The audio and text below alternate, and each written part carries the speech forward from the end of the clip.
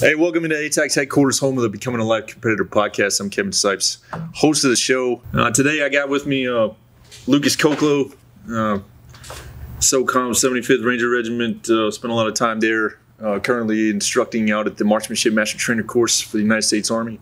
And Sergeant First Class Nelson, all around shooting extraordinaire. Serrated on a pistol, shoots a lot of USPSA, himself an instructor out at the Marksmanship Master Trainer course.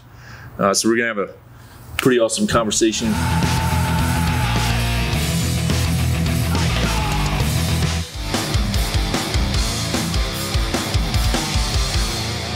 Welcome to you guys.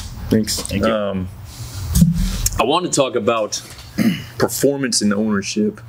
As you guys know, having the privilege of leading and supporting you guys in the past, I'm big on performance and measuring it, and something that a lot of people forget about, which is ownership of different things. And I think as leaders, we can see people struggle with that daily, and maybe even yourselves. I know I've had a issue with that in the past, and it's something I try to work on every day, owning me, my mistakes, my successes, so on and so forth. Being comfortable with that and proud of it in those moments. But just leading to it, how do you guys compete at life? Kind of like setting. I don't like to fall into the spot where I don't have something that I'm trying to do, trying to accomplish. Whether it's just a little thing like trying to fix something on my truck, or I want to make the next rating for USPSA. But not only having those goals, but holding yourself accountable if you don't make them. Don't be the person that blames something else for it. There's always something that you can be doing better. Maybe there was something you could have tweaked to actually achieve success, and that kind of falls into that ownership category. You have to own the fact that you screwed it up. It's not always the highs that you get to be excited about. In the grand scheme of things, you failing is way better because you can find out something that you screwed up and get better at it. Nobody becomes perfect without failing once or twice. Yeah, I think in especially like in the shooting world, like that's where competing, USPSA, 3-gun, the tactical games, whatever shooting sport, you're going to experience a lot of success and a lot of failures there. Just being realistic with yourself, setting expectations, and going out and just shoot the best you can. Learn from your mistakes. Always be trying to seek that information. Like, be realistic and like, where did I mess up, and just improve on it from there. Take that and just learn from everything, from every round that you shoot, from every stage that you shoot, and every match that you shoot. You should be watching other guys, watching yourself, and paying attention to those things and learn from it. Yeah. So, in dealing with performance specifically, how do you gauge your own, and then how does that transition over to like when you are instructing or teaching somebody else? How do you use that to like key in on different things? Grasp something that's quantifiable. It doesn't have to be anything major, like how fast I shoot, how many hits I get, maybe how quickly I get my gun out of the holster. You can measure that.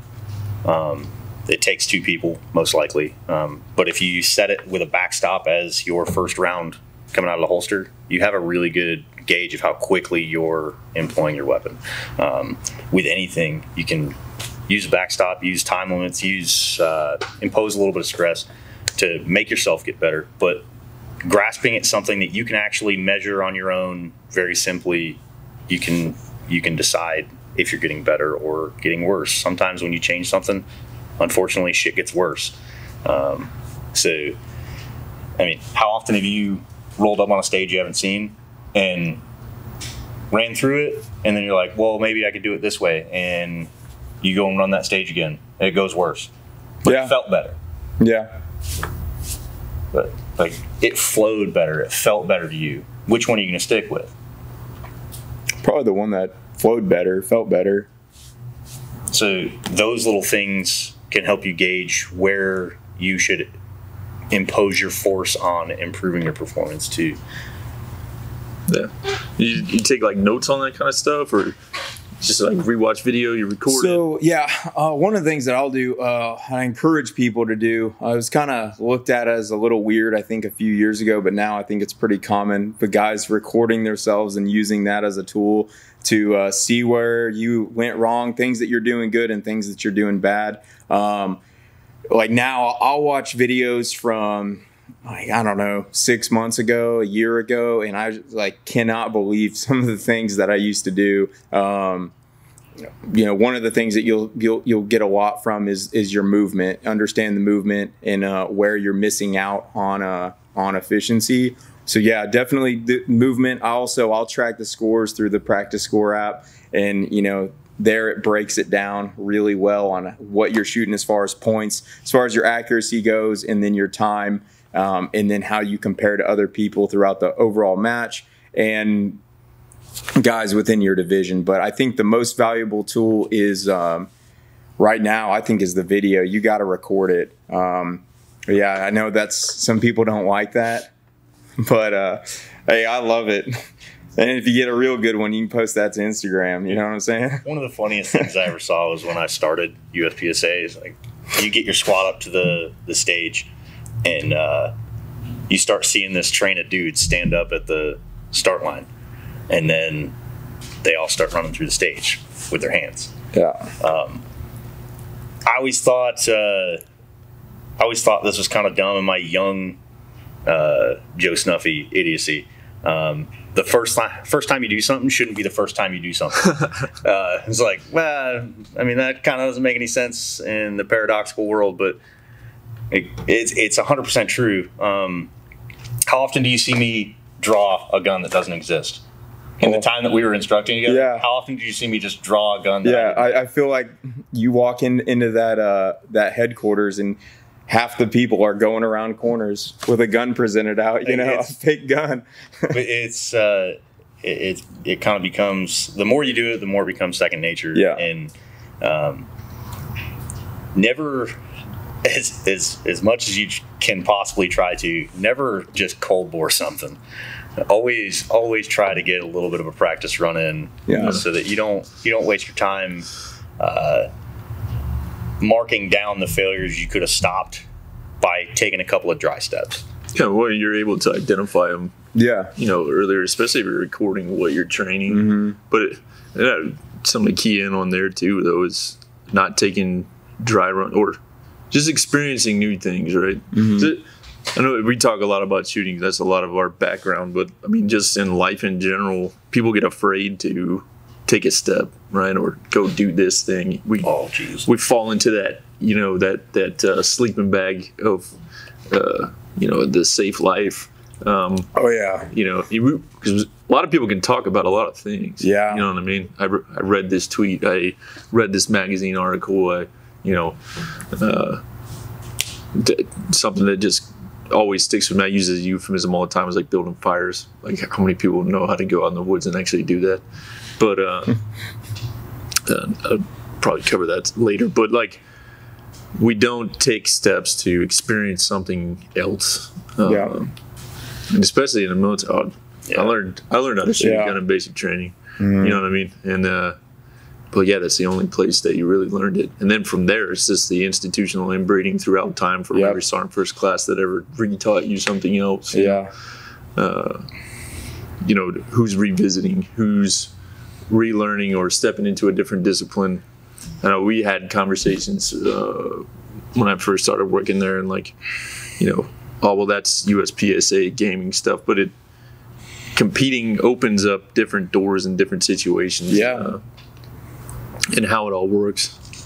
So going into, like, you're talking about movement, and I mean, that's huge in USPSA 3 gun as well. I don't know too many other things, but outside of real life or, you know, law enforcement or military period. But it goes into, you know, functional elements of the shot process, that last one being movement, stability, aim control, and movement. And I think is a great way to just break out. Yeah, it's military doctrine, and we talk about it and teach it, but it's a good way to break out when you're talking to civilians about it, because it gets you thinking about multiple aspects in opening Pandora's box versus, you know, have good sight alignment and don't move the sights when you pull the trigger, which works, right? To someone, I don't disagree with the two truths concept, but if you want to know more, you're hungry for more of those things. Breaking that out, what do you think about that? In positions where you're trying to gain speed, you start to push the bounds of the two truths. You decide what is acceptable in the movement of those sights when you break the shot anyway. Being able to, I don't like this adage either. The journey is better than the destination, right? It's not your destination, it's the journey. You love it. Now I do. When you finally get to that spot that you've been trying to achieve, whatever it is. We talk about shooting because that's who we are. It's all we know. When you finally get to that place, what do you think about? Not being there. You really don't. Yeah. So when you start talking it becomes the next journey, right? What's the next thing? And it does. How do I create this next one? If you really break that, in my opinion. When you started talking about experiencing new things, I had never kayaked before. I got a really good friend. He's an old retired colonel from SF. He runs a Purple Heart organization. One day he called a mutual friend of ours, Ben, and was like, "Hey, I'm going to go kayak the Okefenokee Swamp, largest blackwater swamp in the United States." That's interesting. Durham, without telling me, told him that I was going. I had never sat in a kayak before in my life. But on the last day, we were there for 4 days. We rode over 40 miles across this swamp. And by the time I came out of there, I was an accomplished kayaker. Because if you screw something up, it's the largest concentration of alligators in the United States. You just die. Yeah. So, but when I got out, I didn't think about the fact that it was over and that was great. I'm at where I wanted to get to, right? That's great. I pulled my kayak out of the water and started cleaning my shit. But we did talk about all the weird shit we saw the whole time. A gator crawled right across the front of my kayak when we stopped for lunch. Being able to have those memories of your progression is going to help you progress further and impart those learning objectives on other people without them having to experience it. For sure. I think the other thing with that too is who you surround yourself with. Because going back to the fire analogy, right?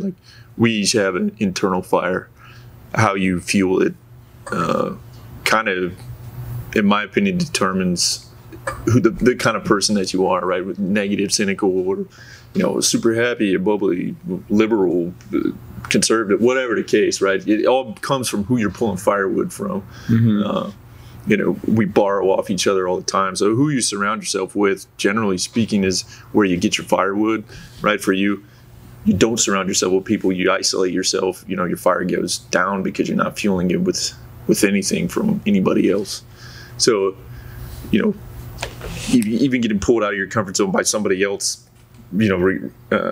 without your consent or knowledge, what are you going to say then? It's like the whole, riding in the passenger seat of a car with someone who's speeding.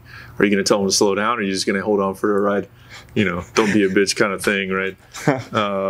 So obviously you're going to take that leap. Really, sometimes with our background in the military, you're waiting to be told most of the time what to do. You're just waiting on somebody to tell you what the next step is so you can accomplish it and get on with your day. So unfortunately, we take that shit home hard. Yeah. And we tend to kind of just hang out, wait for something to happen, and deal with it when it gets there. In the military, you become very good at reacting to things, and you have to push yourself to become more proactive about it. But out in your personal life, figuring out something else that you want to do might take someone telling you or just grabbing your ass and dragging you there, and then the fire starts burning more from there. You start finding other shit to do. Yeah. I went on that trip, and then I went and did a mountain lion hunt, elk hunt. I started doing all these other things that I never thought would really be in the realm of shit that I wanted to do.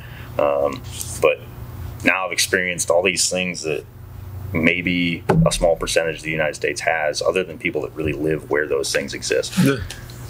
What kind of experience you get with that? So I think the guys that we work with, it's a pretty pretty unique set of guys. So I feel like we're always. That was a nice way to put that. Yeah. I was trying to think of something nice to say. No, they're.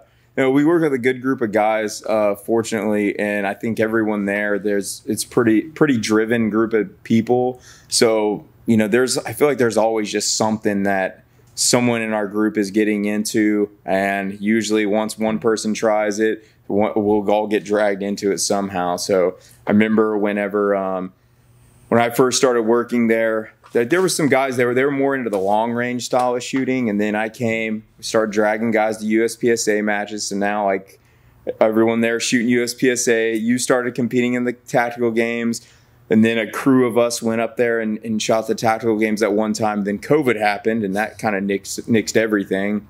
But we'll get back at it. I feel like there's always just something going on where we're involved, kind of pushing each other and to try different things, and specifically in the shooting sports though, because we're pretty involved with all of that. That's where at least 90% of my free time is shooting. So, I mean, speaking of that, though, that's now our comfort zone. Yeah, like our comfort zone is guns, ballistics. Well, and then, I mean, holistically speaking, right? Like, in order to be good at that stuff, there's variances in performance from different people, but you kind of got to be in shape physically too to do our job and other people's jobs. And a lot of people don't realize people are depending on you to be in that kind of shape. Interesting. We were talking about this before we started, but the Master Sergeant evaluations coming out, or the OML, the Order of Merit list for that. And a lot of people getting frustrated, where they racked as the military changed how they're doing it, right? So now you're stacked against everybody else. Versus it's not just time of grade, time of service separating you, or you get a clear picture of where you are Army-wise. And from our little hidey holes, we don't always see, or begin to compare ourselves with other people, right? And I think it's interesting how that's going to change the face of things. Hopefully open it up in a more positive environment where we begin to pull each other up to each other's levels in that sense, performance-wise, right? And have those conversations with each other. I mean, depending on what position you're in, you may not have the ability to actually rack and stack yourself against everybody that is generally your peer, whether you're speaking military or out in whatever you're doing in your civilian life. You might not, without a shit ton of work, be able to even figure out that. But if you don't go out and find something, you never will. You'll never know how good you are at this thing that you love, whether it's like painting little lead soldiers. Like, if that's your favorite thing to do, it's hard to do. If you're just hanging out like that's frustrating. What's that? The Patriot, his son paints little leads. That's the thing that you want to do. If you don't go and show that to somebody and put it next to everybody else's, are you ever going to know how good you're doing at it? No.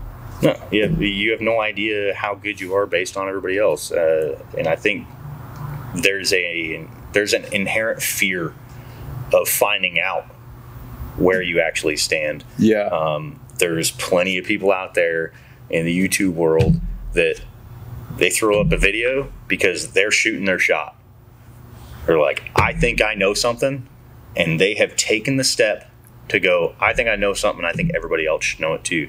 And there's a lot of dudes out there that get a lot of pull from it. Like, yeah, okay, I agree with that. And then there's some people out there that basically their YouTube videos get deleted the next day by them because they found out they didn't. But they did take that initial leap and go, I want everybody to know this thing, whether it's right, wrong, or indifferent. I want everybody to see this. If you don't take that step, you never know. Yeah. Well, so in that vein, right? So you start, this is what I did. Here's my shot, or here's my opinion, or here's my thing, and you put it out there. I guess that's where things can become dangerous. Or me sitting here doing this, right? Like, I want to see and help and improve people based on just ideals and how other people are doing things, right? Not necessarily even myself. I mean, I have my own opinions, but I want to see how other people are doing it. But is that dangerous? Is there stuff out there that you're just like, that's erroneous? You know, where's the balance, right? If you were going to do it, you know, I mean, you throw stuff up on Instagram all the time on runs. You don't necessarily break anything out, but you're like, hey, this was the performance here, you know, kind of thing. But what do you think about that? Like just putting yourself out there like that. Yeah. So yeah, I mean, especially with shooting. Yeah, I mean, well, I do have a lot of respect for people in the shooting sports. I know I keep trying to tie this back to marksmanship, but it's a lot of what I'm experienced with and a lot of what I'm involved in, on duty, off duty. But going back to the tactical games, like, or just any shooting sport in general, like I have a lot of respect for people that are in it, because you are literally, when you register for a match, like you are putting your name out there for whoever that wants to look it up for however many years. They can see what this dog, you know, what his time was, how accurate is he. So putting your name out there like that, I go on USPSA right now and pull every stage that he has shot. Yeah, since he registered with them. Hey, check it out. USPSA number Alpha 99925. So yeah, you can go and now he just wants pats on the back. No, there's some bad scores on there. Bring me a bucket of water. Register for matches all over the country. Yeah. No, there are some bad matches out there. Let's bring the score down. So, anyways, no, I do have a lot of respect for those people putting themselves out there. Like, you are literally putting your name out there, and people can see, you know, how you perform and you didn't perform. For people that are that don't want to do that, like, you gotta no one really cares. Like, if you go to one of these matches, no one cares what your score is. If people are watching you, more than likely they're not even watching you. They're looking past you and they're visualizing the stage of what they're going to do. You know, at least that's what I'm doing. I don't care what the guy in front of me is doing. I don't care. I already have my plan. I don't care if anything about what anybody else is doing. Afterwards, once the stage is complete, then I'll joke around with people and have fun. But before that, you got to be mentally locked in. And I think a lot of people, they just they're worried about getting judged by other people. Man, you're not going to go too far if you're always worried about that. If that's your biggest fear is what other people think of you, it's going to be hard to go forward with that fear. In most competitive things, it's not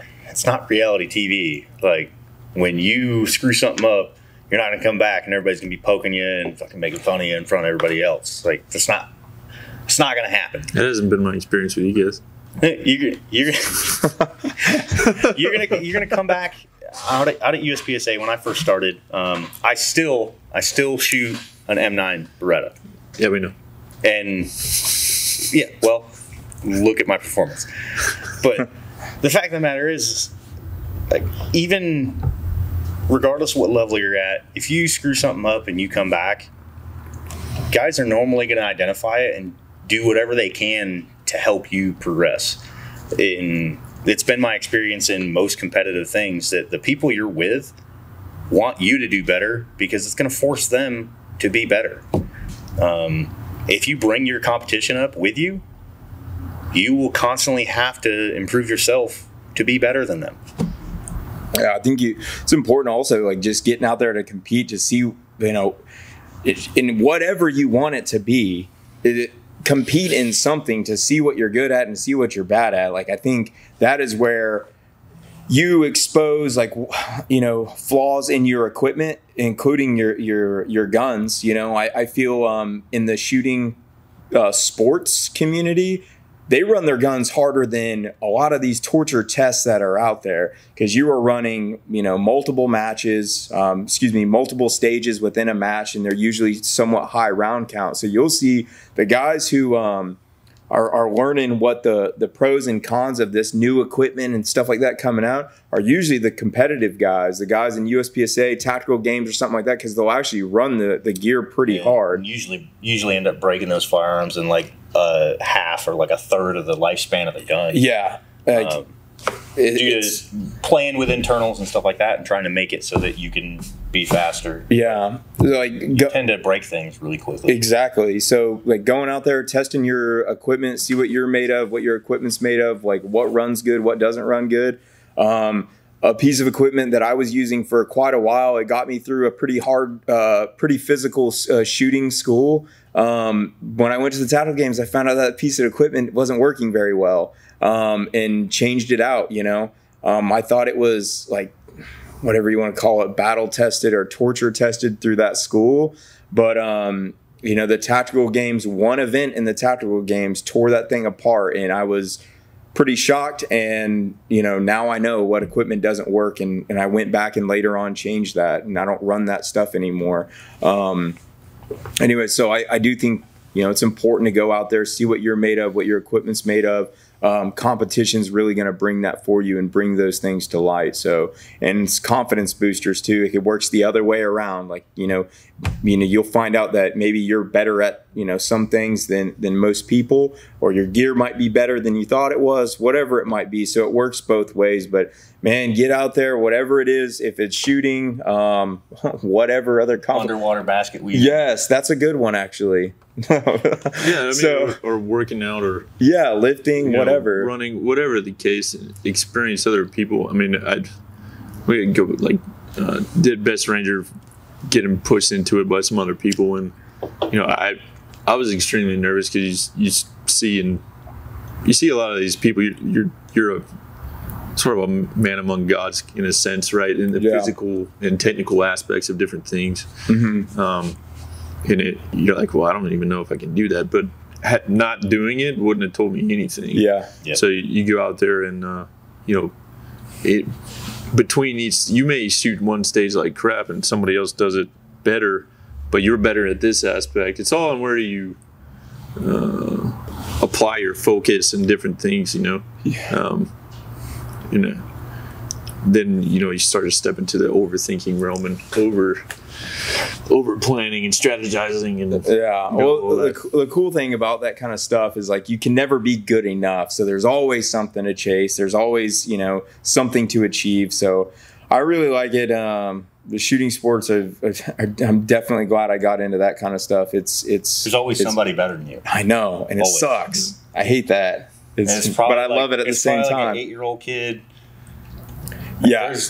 So funny story about, let's talk about themselves out there. Let's talk about some kids putting themselves out there. So 8-9-year-old kids crushing it. Yeah. Very first USPSA match I ever went to, 14-year-old kid, man, crushed me. So I ended up on the last stage. I got DQ'd from the match, just making I broke the 180. Of course, yeah, I did.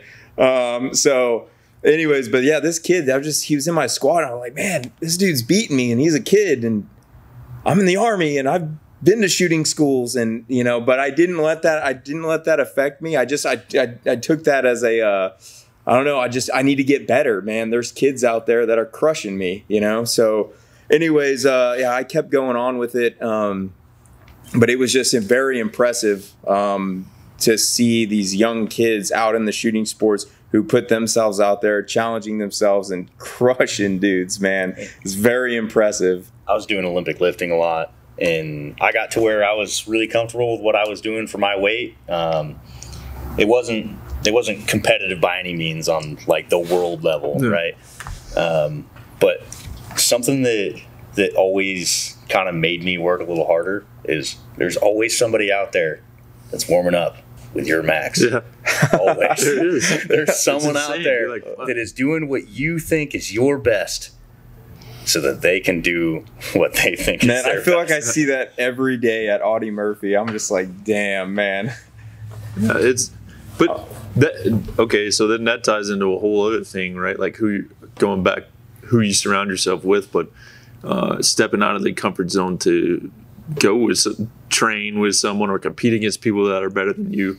I mean, I can go back to my first tactical games experience, and I was just kind of like looking around, which is a dangerous thing to do, in my opinion. Oh, yeah. Of comparing yourself to other people based on face value or like looks. Yeah. Because you're like, oh, dude, whatever, man. That guy doesn't look like very much.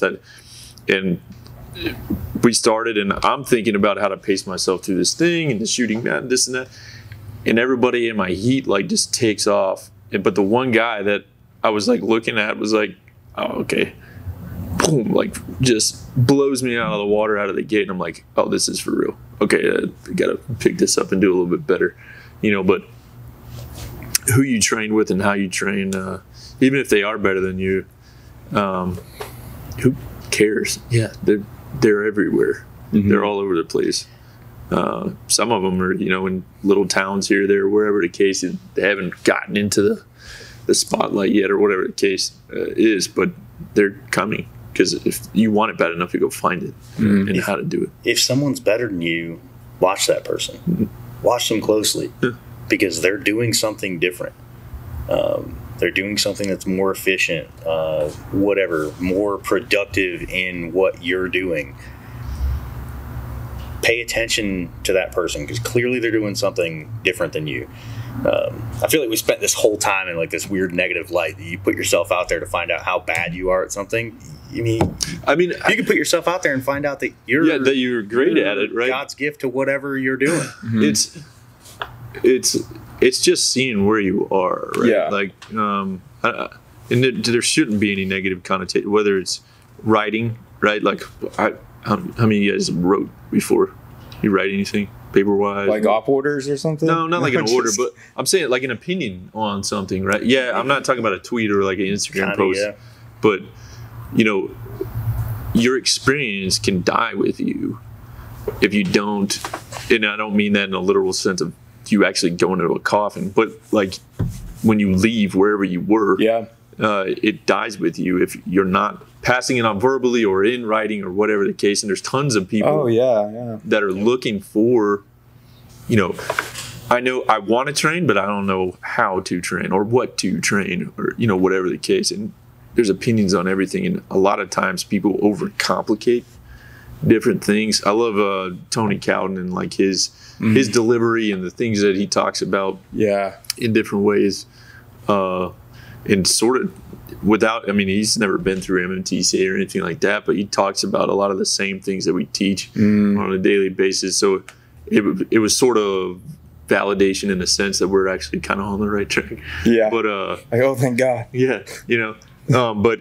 he's really good in that sense of you know, passing on that info to pushing people. The info out. He doesn't give a shit if you're better than him or not as good as him, right? He's the guy pulling you up, right? Yeah. You get in my experience, you got different kinds of people that are good at stuff and they step on your hands, or the people that are like, oh, hey, dude, hey, come here, check this out.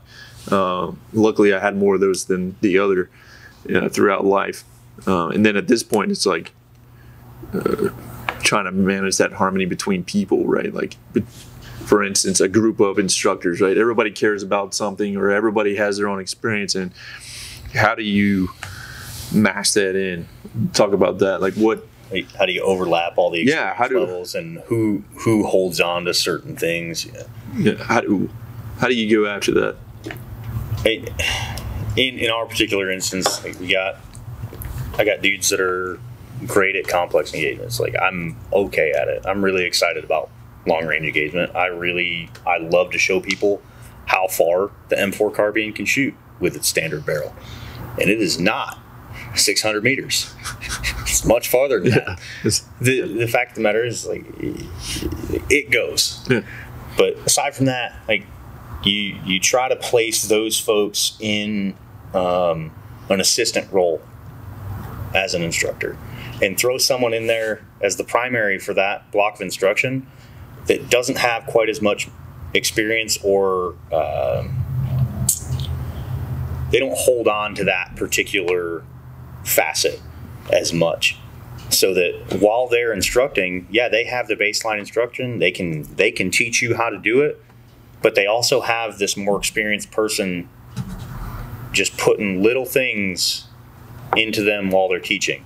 And eventually those two will be somewhere on the level with each other. More than likely, your less experienced guy is going to pass him. I had the privilege of growing up under First Sergeant Rob Phipps in Bravo Company 375. So when I first started learning marksmanship, it was directly from my company, First Hunter. We started shooting a lot of competitions after the first few years that I was there among platoons. I ended up winning the platoon level competition, and I ended up shooting against Matt Martini, which the two of us know, and Rob. I didn't beat Matt. I've competed with him a lot. He's levels above me. He's fantastic. He's warming up with your maxes. He knows how to eke out the milliseconds, and he's really good at it. Yeah. But I beat Rob, and we started him with the ribbing, and then he goes, "Coach, you have to understand that right now I taught you how to do this. You just beat me. Who really won?" Like, I taught you all of this. I won on 2 levels. If you're better than me, then I won. Yeah. That makes sense. I got you. Yeah. See, that's kind of where I'm at when I'm dealing with my instructors across the course. I throw in our more experienced one in the AI position, and I have the younger guys teach the primary role because they have the base knowledge, and they will inherently be brought up by the more experienced guy. It's also something, though, like, just because he's teaching, he's still not backing out of the competition, right? Like, or the, practicing whatever it is. A lot of times people can fall into that realm where, well, I know all this stuff. I mean, I can pick it up and go do it right now. With a lot of different, not just shooting in life, there's a lot of different things, perishable skills, right? And we rest in that comfort zone of knowing the information. Or that's exposed pretty easy when someone pulls your card and like, hey, what about X? And you're like, oh shit. I don't remember what the milled ammo A conversion or whatever the case is. So staying on top of information and new information, updating your kit bag, for lack of a better term, so that you're giving the best information out, which I'm sure he does that all the time. So when we were talking about, how do you make sure that information doesn't get lost? So obviously being an Army course, we follow a POI and go through POI rewrites and everything. But we're also always, testing out other drills, reevaluating, like making sure that, is this the best drill to hit home whatever we're training on, recoil management or whatever it might be. But we're constantly kind of looking at that. We just went through a rewrite of the course, and there was, I don't know, there was what would you say percentage-wise of what stuff changed? Maybe like 30%, something like that? I'd say more than that. I'd say like 45%-ish of the course had evolved since the last time. Yeah, but in that time, we made sure we tested everything, made sure it was exactly what we wanted, and to make sure it doesn't get lost, it has to, someone actually has to get in there and rewrite these lesson plans. And I'm not trying to talk about Army riding or anything like that right now, but I think one of the things I'm most proud of personally, something that all of us had a hand in, was the CTEs for the urban rifle marksmanship phase of the course. Like, that's one of the things I'm most proud of. Zachary Bunch, Jeff Klein was also part of setting those up, because I think that's something huge. We'll see Jeff here in the future on some other episodes with all of us together. Yeah, he had a pretty good hand in helping us write those, but that's something that we didn't want. Because you and I were leaving about the same time, and if that didn't get off the ground, it would have been information lost, or drills and things like that lost. And now we're able to actually get that in the course, and the students are going to be able to run that for future cycles. Right, because I would have just axed that stuff. Yeah, he would have just nixed it and be like, nah, dog, that ain't happening, dog. Well, it goes into hey, let's get the 5-second par time right here. Just kidding. It puts us back in that spot where sometimes it takes other people to pull you out of your comfort zone. That's exactly what those drills do for our students. Oh, yeah. No one in the student realm, except for like maybe one dude a class, and that's usually a USPSA style shooter, maybe one dude a class is comfortable when we start shooting CTEs. Yeah. And then we have, if we have all 30 guys show up to CTEs, which we did this last class, if we have all 30 guys show up to CTEs, we'll maybe lose 4 or 5 of them. After their first test, we're at roughly like a 50% pass rate. And then throughout the course of the rest of the day, they're brought to the level that they need to be to pass them. I mean, looking at them at face value as somebody that doesn't shoot very often, they are daunting. But the ones that you think are scary are not the ones that are going to get you. Yeah. It's when you're overconfident. Yep. You know, I got this series, you know, in place of Claymore. Oh, I got that. I mean, and then you fail the IB. It drags them kicking and screaming out of their comfort zone. Yeah. Yeah. So, yeah, I'm glad. There were some other things that we had to just, you know, make sure that the next POI rewrite, you will be gone with the next time they do it. So, I mean, that'll be stuff that we got to make sure that that information doesn't get lost, and constantly be improving, constantly be recording information, testing and evaluating, you know, the drills and everything that we're running, and ourselves as instructors as well. So, yeah, tying in and figuring out how to master that, and seeking new information. Because just because you're instructed at the schoolhouse doesn't mean we know, you know, or they know everything that's going on. There's other people that are doing it too, and even at higher levels. OTC or out at Range 37 or Sephardic or whatever the case. There's people out there that are constantly planning and improving and keeping it simple at the same time. Like, it's nothing important. Crazy. Yeah. Which shooting is very easy to overcomplicate. Yes. You know, and become opinionated, and we don't need this or we need that, or, you know, that's not the right way to do. Yeah. With anything, you have to understand that the way that you're doing it might not be right, and probably isn't. It's not the best way to do it. Yeah. Somebody else has a better way, and it's like the whole you have to find that way. Gross versus fine motor skills argument. You know, or, you know, how do you take the slide out of lock and back, put it back in the battery? That's like one thing that we definitely try and do as instructors is, you know, we understand we're not the smartest guys in the room, and we don't try to be. You know, we just try and keep it simple. You know, it's like, shooting is not hard. It's not. But I know growing up in the Army, there was always those people that they tried to make it sound like, well, they were the only ones that were able to do it. Like, no, dog, I'm not going to teach you because I'm the only one that'll be able to understand this. And then you get trained up and you realize, like, man, shooting is not that hard. People this whole time just made it complicated. So keeping it simple is extremely important. And you can progress a lot faster. Just put the sight on the target and pull the trigger. Yeah. You know, if you can see the target with whatever your reticle is, as long as you put it on there right, you're going to hit it. Now, being, you know, lethal with that round or precise with that round, there's some fine tuning that's involved there. It's why the direct fire engagement process and the shop process are important in knowing and understanding. But I mean, I'm not teaching a class here. So we talked a lot about performance. You know, getting into ownership on things. And I mean, I don't know if it's getting personal or whatever, but, you know, how do you practice that? And, you know, as leaders too, how do you get people to realize that and why it's important? I know for me specifically, it's probably, you know, the last, 35 years of my life. Like, I'm just now figuring it out, you know, within the past few years, really through counseling and some other things, like figuring my shit out. It's something a lot of people don't talk about, you know, where they struggle, or, you know, because I fail all the time, whether it's, you know, being accountable for different things with my kids or my wife or whatever, prioritizing, you know, training to max capacity on different things, owning different situations.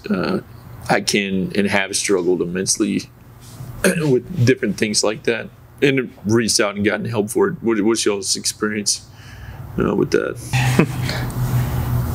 When I was a young dude in the regiment, there was this culture of, okay, something went wrong, so it's this guy's fault, and then it's the guy's fault under them, and then it's the guy's fault under them. It's like, you have to understand that it goes the opposite direction from that. If they failed, like, what could I have done to make sure that they succeeded? Where did I fail?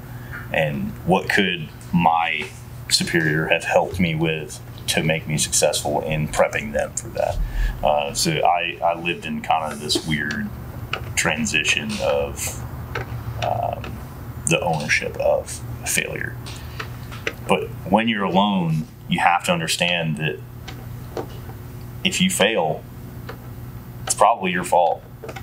But at its base value, you literally just wrote down the answers to the test for next time. If you pay attention to what happened, you have the answers for when it happens again. Interestingly enough, when people say that their life flashes before their eyes before they die, right? It's because it's your brain, the fastest supercomputer on the planet, searching through all of your memories to decide whether or not you have survived this situation before. It is searching for the answers to the test. If you have the answers, you pass, right? It's pass or fail, which I always thought was easier. So when you fail, you have to remember that point so that you can pass next time, regardless of what it is. If you forget failure, it's going to happen again. History forgotten is doomed to repeat itself. Napoleon Bonaparte. Yeah. I mean, life in general tends to repeat itself, right? I mean, there's a lot of different things, and it can go back to not dealing with your life in general. I mean, in my opinion, right, a lot of people, especially in the military, and fuck it, I'll speak from personal experience, right? Like, I had something to prove to people. At least I thought I did, right? And 9 times, I mean, you could say 9/11 or the flag or whatever, want to serve a higher purpose. But in reality, selfish reasons, probably joined the military because I felt like I had something to prove to somebody and cared about what people thought and had to be, better or do this thing or constantly competing with other people instead of me. You know what I mean? Like, that was, and that's sort of the realization and kind of where this stems from, is like just how to compete with yourself and be better for you versus anybody or everybody else. It is kind of where I'm coming from with all of this stuff.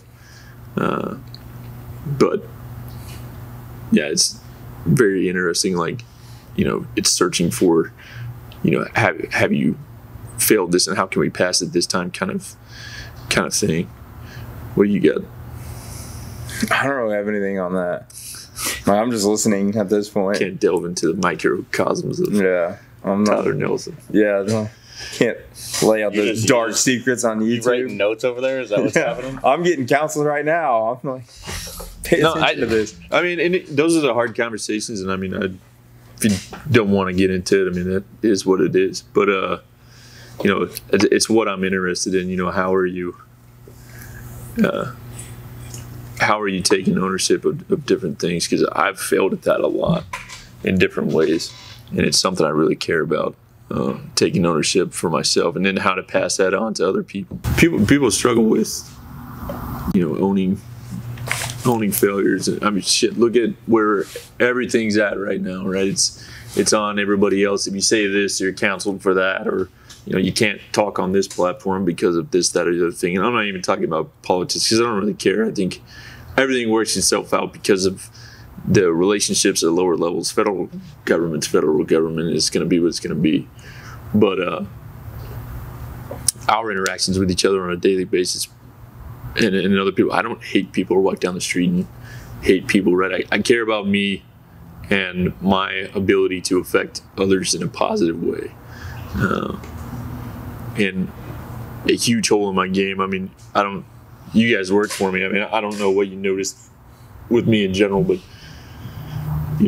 communicating consistently and having ownership of different things and not trying to be anything that I wasn't has always been a struggle for me in any given situation. I wanted to have the one-up story or the cooler thing or succeed at this, that, or the other thing, and working on realizing in life how that isn't important. Well, but I don't know, with I guess something with the failure stuff. So one thing, if I look back and like everything that I've done, and I'm naturally attracted to things that it's just me, right? Shooting, that's on me. I grew up wrestling. That was on me. I was always more attracted to the individual events because if you win, it's because of you. If you lose, it's because of you. So looking back, like that's just something I kind of noticed in myself. I was always excelled a little bit more at the individual events than the team events. And I do like that, I guess, that pressure. It's all on you, and you can't blame anybody. If you fail, you can't blame anybody else but yourself.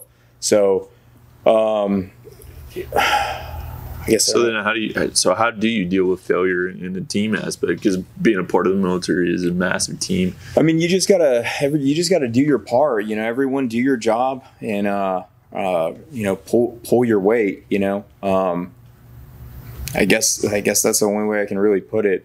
Everyone does their job, and you know the train's gonna move. In a team aspect, you have to avoid the individual thinking. If somebody's struggling to do their portion, you have to help them succeed in it, or everyone fails. If you take a look at a football team, when they win a game, who won the game? The defense. Everybody won the damn game. Oh, sorry. But there's one person You on asked. there's one person on that field, much like there's one person on the ice during a hockey game that could literally lose the game for you. Their performance can destroy the whole thing. Yeah, that's the Flyers the other night against Buffalo. You have to help that person. That person for those two sporting events being your goalkeeper in hockey and your quarterback for football. If that dude can't get the ball to the person, you cannot win the game. Yeah, but you can't win the game. You could blame that on the O-line. You can blame it on whoever you want, but that's an individual thing. I blame it on the refs every single time. The fact of the matter is that if somebody is struggling to do their portion, you can't think like the individual when you're part of a team. You can't. You do your job and then help everybody else that's struggling with theirs. So how do you help them? Is it the age-old, you're an idiot, come here, stupid? I mean, I think everyone responds to those things a little bit different. Like some people, you know, if you go all drill sergeant on them, like they'll react to that, and it's worked for years, you know. But you know, then some other people shut down. So it just goes to, you know, knowing your guys and, you know, understanding them and know what makes them tick and what gets them moving and driven. But I'm more of a fan of the personal drive, like self-motivation. Like if you're not doing your job or, you know, pulling your slack or whatever it is in a team environment, or even in an individual event, you know, you better have that motivation to stand up and, you know, and figure yourself out. I do agree that, you know, obviously I agree that leadership needs to, you know, push their guys, drive their guys. But I think if you, it doesn't matter how good of a leader that you are, if the guy's not self-motivated, he's not going to go anywhere. So, you know, I do think, you know, going back to the individual stuff, I think, you know, it's important that you're self-motivated and know whenever you sign up for the Army or a match or a duel, whatever you're doing, know what you're getting into. A duel? Swords? No, with swords. Slap that dude across the face with your glove. Yeah. Oh, So God. Let's edit that part out. No, we're definitely With swords. With swords. No, it's good conversation. I mean, I probably dove off the deep end with it. But that's where I'm coming from, and you know, trying to speak to people that are struggling with, you know, with those little things, because it doesn't take much. And in my experience, you always see, you know, the people that I've lost or have, you know, left us generally aren't the ones that are exhibiting signs or, you know, all depressed and overall. Those are the easy people to identify and kind of get them where they need to go. It's, you know, a lot of times it's been the exuberant, you know, fun going dude, maybe, you know, drinks a little too much here or there or whatever. You kind of approach him, but like, oh man, I'm good, dude. What are you talking about? Kind of thing. And then, you know, life overwhelms them at that point, you know. So getting people to get out of comfort zones and compete and improve performance daily, you know,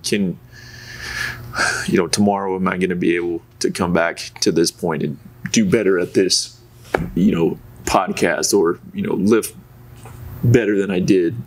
Those incremental adjustments and how to compete at life and own things and communicate with people was really important to me, because it's something that I've struggled with a long time, and I didn't know how else to get after it besides talk about it.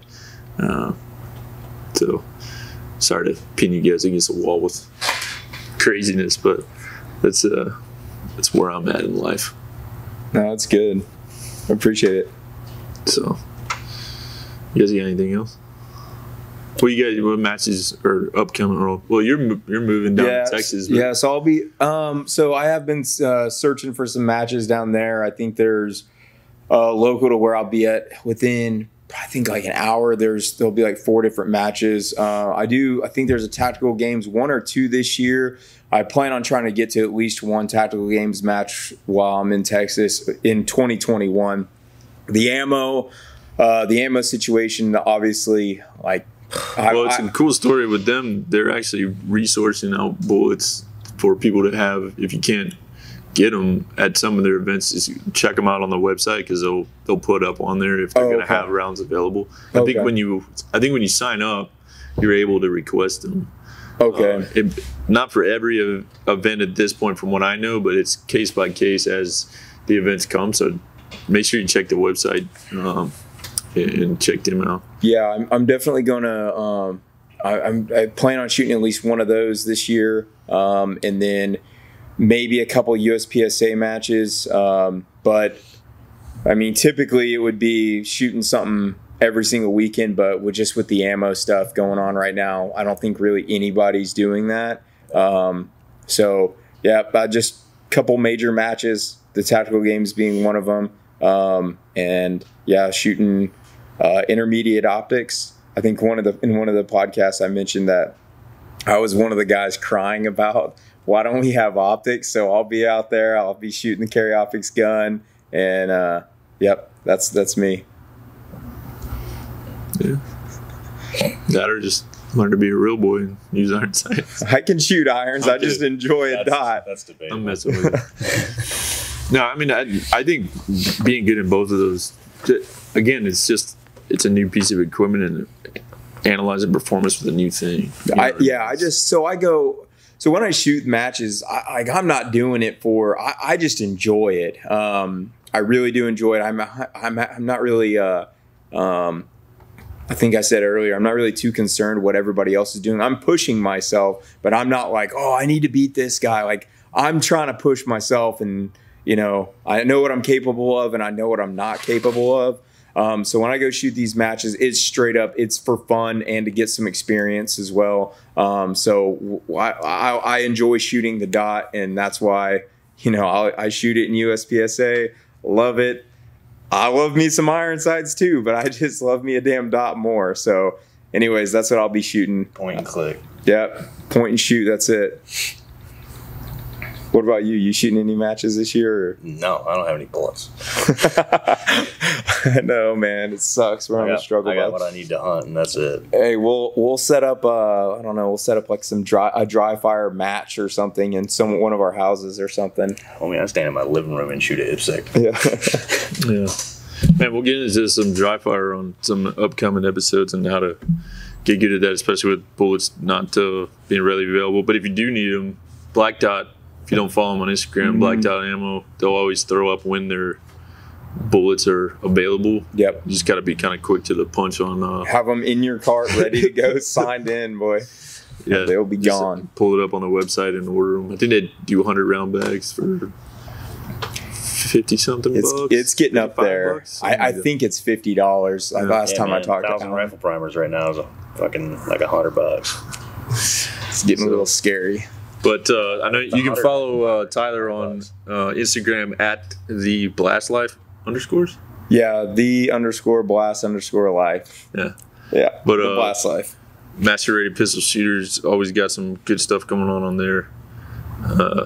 Needs to step out of his comfort zone, start running some educational material on the old Instagram.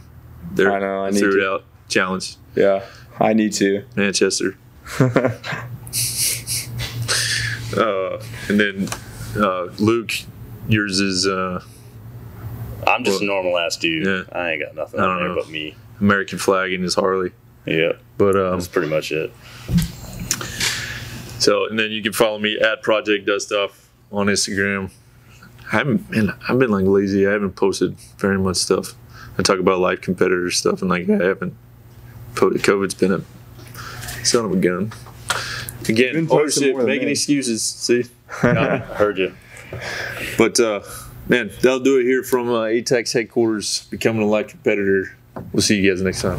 Hey, if you like what you see here on Becoming a Live Competitor, or you've got something you'd like to see on the show, ensure you give us a comment below. Subscribe, and ensure you ring that notification bell so you're first to know on any upcoming episodes. Appreciate your time.